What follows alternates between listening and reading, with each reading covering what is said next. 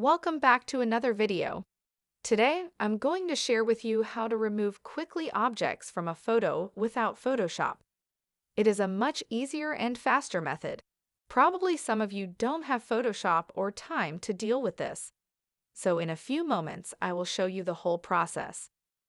If you are on my channel for the first time, I would encourage you to subscribe and like the video to know if you want more videos like this. So, let's get started. For this method, we will use the site themepaint.com. I will leave the link in the description. Here it says, in Paint, magically remove objects from your photos online. In Paint will magically fill the selected area with intelligently generated textures pulled from the surrounding image data. Click Upload Image. Select the object you want to delete and click Erase.